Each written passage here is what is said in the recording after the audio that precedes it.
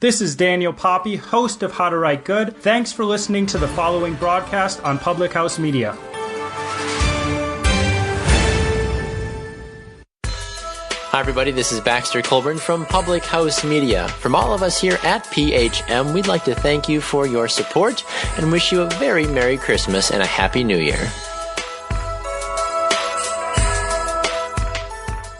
This is Rachel Mullins, host of Hashtag No Filter Friday, here on Public House Media. Thanks for listening to the following broadcast on Public House Media. Once you're done with this episode, I hope you'll come check out my new show, Hashtag No Filter Friday, where we talk about all of the sexual misconduct allegations swirling around Hollywood. A new show drops every Friday at 8:30 Pacific Standard Time. Don't forget to subscribe on iTunes so you'll never miss an episode of Hashtag No Filter Friday. Thanks again for checking out the following broadcast on Public House Media.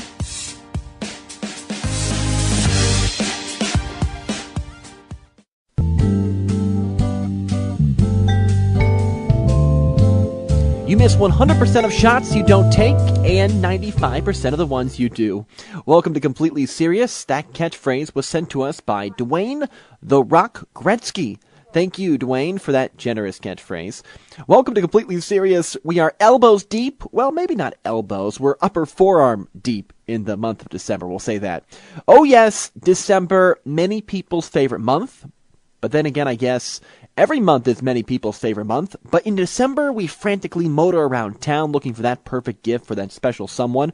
Or maybe you just click around the internet to find it that way for that one person you know you have to buy a gift for but really don't want to. Either way, I'm glad you're listening to the show where we have fun and talk sports. And today, Logan is a sports broadcaster for ESPN 1570 in South Dakota. He is a play-by-play broadcaster as well, and the host of the popular Say the Damn Score sports podcast. And the reason you're listening to this podcast right now, hopefully he doesn't ask for royalties. Logan, thank you for joining me. And what percentage of everything I just said is accurate? I'm hoping at least maybe 55%. I got a beef with your quote. You know, I still got a nice jumper. I make more than 5% of my shots that I do take. You're better than me then. I take him at reckless abandon. Out of the 100%, I probably make maybe 5%. So I'm glad you're making more than me. That's good. I'm going to go try and take some here. This is actually why we moved the podcast up, because I'm going to try and play an old man open gym, and I'm probably going to die. So if these are my last words, you'll be the exclusive source for them. I'm excited. You know, I hope you do okay. I hope you come back alive. But if you don't, this podcast will probably do pretty well. So I'm rooting for you to be okay. But I get it completely. I've been there with basketball. I'm tired after about 15 seconds of running. But Logan, you've been in sports broadcasting, the biz, for nearly a decade now, I believe. Maybe even longer, potentially longer. Why do this? Why sit behind the microphone and tell people what's happening on a court or a field or ice for a living? Well, mostly because I hate myself. But, you know, I mean, I got into it just like everybody else does because I was a failed athlete. I kind of backtracked into it because when I quit playing college basketball for Morningside College, my alma mater, who I also call their football games for now, I wasn't good enough to play, but all my friends were on the team, and I wanted to keep going on the road trips, and the way to do that for free was to help with the broadcast.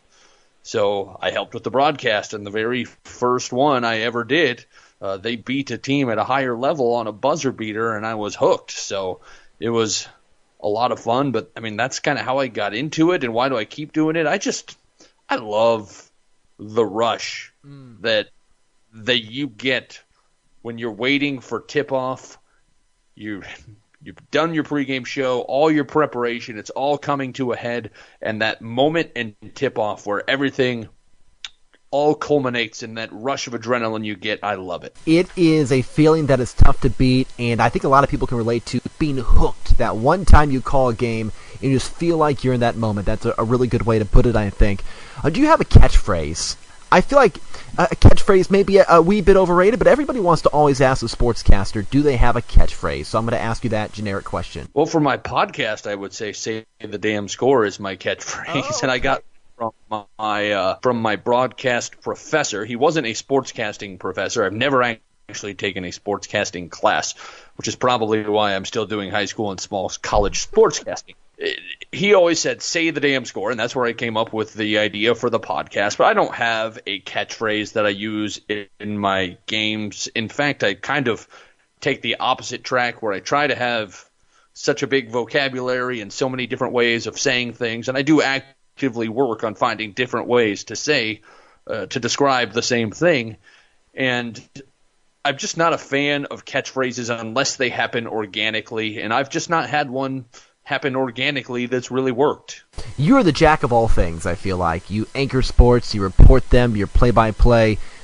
Is there crossover? And I guess I mean by that, they all have to do with sports, of course, but in terms of storytelling or pacing or just the passion you put into it, are there similarities in terms of the skill set for those different attributes? Yeah, I think the main one is just preparation. You have to be ready. It's not very hard to come up with the stat or the storyline if you've read it in your notes 3 times already and something happens that cues it, you know where to look it up, and it's just there. And I haven't done a ton of anchoring or other stuff, but when I have, it's all been about just, you follow the team throughout the year to the point where you know what the storylines are, you know what your audience wants. It's all in the preparation. Everything is easier when you're prepared.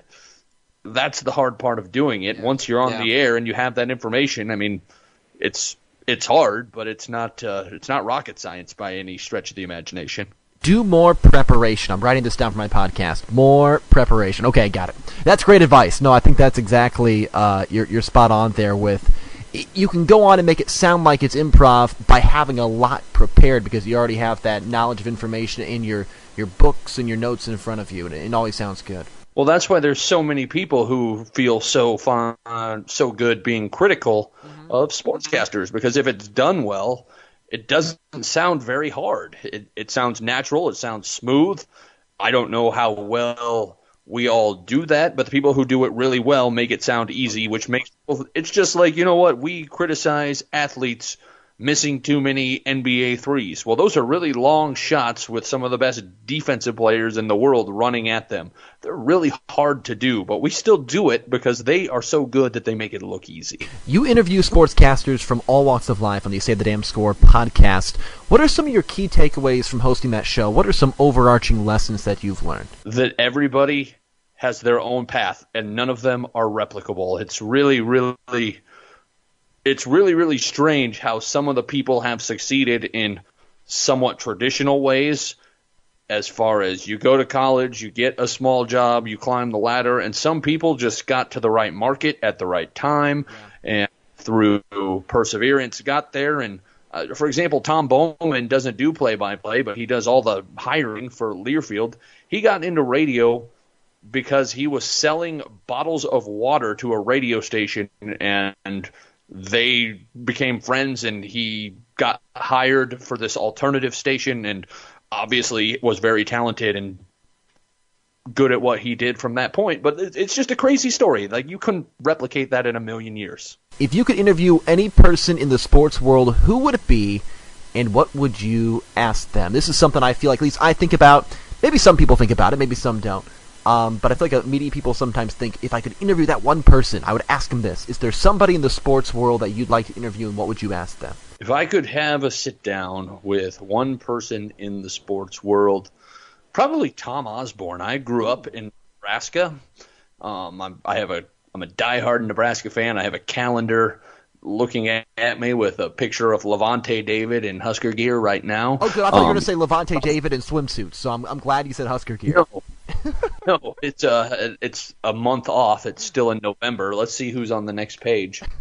Flip the calendar. I like it. Dan Jean Baptiste. Okay.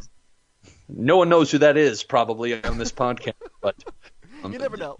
It'll be popular with your people because Wisconsin makes a punching bag out of Nebraska, so everybody in Wisconsin likes them now. Oh, yes, yeah. No, Wisconsin was one of the rare Big Ten teams that actually had a legit season, but that's good. No, I think that's a good pick. I was thinking about this the other day, and it's a tough one to think of off the top of your head. I got a few I'll throw at you. If you were going to cast SNL with athletes, who would you pick? And when I thought of this question, for some reason, Lorne Michaels was the easiest one. He's not in the cast, obviously. It was the easiest person for me to think of. I don't know if he really counts, but I imagine like Greg Popovich being the Lorne Michaels of the sports world. You ask him like a question, he gives you an abrupt, maybe humorous answer with there's really no reason behind it. But for example, I thought like Conor McGregor would be good for Weekend Anchor. Or I could see JaVale McGee being good at skits because he's so funny with his tweets. Up with a skit with Greg Popovich where he brushes other people off in life like they do in his halftime interviews. Like, show him as like a grocery store clerk and be like, hey, are you going to ring up those apples? What a ridiculous question. Something like that. That'd be fun. I like that. So he's like walking through this grocery store, and the apples one is good, or he'll ask somebody else, JS, directions in the cereal aisle, and they'll just look at him and walk away or something. That'd be very funny. I think Charles Barkley would be pretty good at that, too. That's one of those he's probably done it before. I don't know. I haven't watched that much SNL. My wife does, so I see some of it. But and then I think Danny Woodhead would be good. I don't know. He's my Nebraska connection, and he's a little guy. I feel like with that, the sketches kind of just write themselves. Yeah, they do. I can see them like tossing Danny Woodhead into something, or he's such a versatile player, too. He can run, he can catch, he can block. They'd probably find many places for him. I agree 100%. Okay, I think about this question a lot.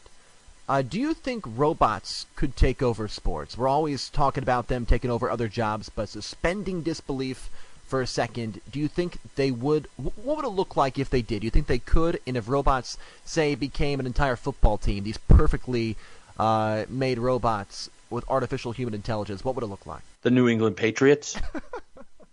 I'm pretty sure that's happened already, but no, I don't think they could, just because it's almost more of an art. You can process all the information, but sometimes things that don't make sense are the things that work. So I would see a robot having difficulty with that. I could see, like a robot being an umpire and calling balls and strikes and taking the human element out of it. Honestly, I'd be for that if you had the technology that consistently worked. But I mean, how much good would a consistent strike zone be in baseball? I think it would be fantastic. I think perfection in terms of the rules application would be really nice. I think maybe football would be the only potential sport I could possibly see robots being, because there is so much room for error, but it'd be tough for any other sport for me. I think golf would be the one. You could get the robotic swing, we put this much velocity to hit the ball this far in this direction. I mean, if you could control all those variables and have a consistent swing, golf would be really easy. That's really happening. And I'm horrible. So I'm right there with you. I don't even know what I don't even know how to describe the number ranking. What is it, your scratch ranking or whatever it is? I do such little golf, I don't even know the terminology for it. Yeah, my handicap is golf. I don't. If you could be a professional athlete in a non-traditional sport, so not like the baseball, basketballs, or footballs, or hockeys, what would it be? I bring up curling all the time on this podcast, so I think the listener might think that'd be my choice. But I think being a professional badminton player in China would be incredible because there's little stress on the body, and it's incredibly popular over in China. You'd be like the Michael Jordan over there in badminton. I think that'd be a lot of fun. But what would yours be? If you could be a great professional athlete in a non-traditional sport, what would it be? So one of my best friends and former coworkers runs the Aberdeen, South Dakota curling club, and he started it from scratch, and I mock him for it relentlessly. So I can't go with that. I don't really have any issue with it. He's an easy target, and I like to make fun of him. And that was the thing that I do with love, of course, to give him a hard time. I think I would want to be good just in general at pool or ping pong because I am abominably bad at both. And it drives me nuts because I'm really competitive, and those are the things, we talked about playing old man basketball. I'm never going to be good at that again in my life. I could, in theory, be good at pool or ping pong when you go to the bar or go to somebody's house and have a table set up, but I'm really bad, and I try to do whatever I can to get out of playing because generally the only way I ever win is if somebody else hits in the 8-ball before when they're trying to, or they scratch on the 8-ball, I should say. I can relate to that one. I have the shot 1 out of every 10 shots, and then I'll miss a bunny 9 out of 10 times. So I'm right there with you. Okay, so what's on your sports fans' Christmas wish list or holiday wish list? We are getting towards that time. There's one thing you'd want to see as a sports fan. What would it be? For me, I'd like to see every player on my fantasy football team with a torn ACL get a new ACL just in time for the playoffs. But what would it be for you? Man, I already got it. We got the frost warning coming through here. Scott Frost being hired as the new coach for Nebraska, which I mean, they could not whiff on that hire, and I don't know, he may be good, he may not, but he was the only person who made sense, and he's not a no-fail guarantee, but I mean, you know that if he does, he's going to put everything into it, he fits the culture, and I'm just really happy about it. How big is it out there? I've always wondered with Nebraska football and basketball. How big is it in that region? Because here in the Midwest, in Illinois, it's still relatively big. There's a Nebraska fan base here, but how big is it out there in your spot? How big is breathing where you are? I think most people need to do it. If you're born in Nebraska, unless you're a transplant with family from Iowa or something, which we give them weird looks every time they walk down the street, but it's huge. There's nothing else there. So, I mean, the entire state rallies around it. There's not that many people to begin with, and the stadium is the third biggest city in the state every Saturday with 90,000 people. So it's an incredible environment, and they haven't been good in a long time. I'm at least a realist about it, but we have hope for the first time in a long time, which is nice. That was Logan Anderson. Logan, thanks a lot for dropping by on Public House Media's Completely Serious. We'll talk to you next week.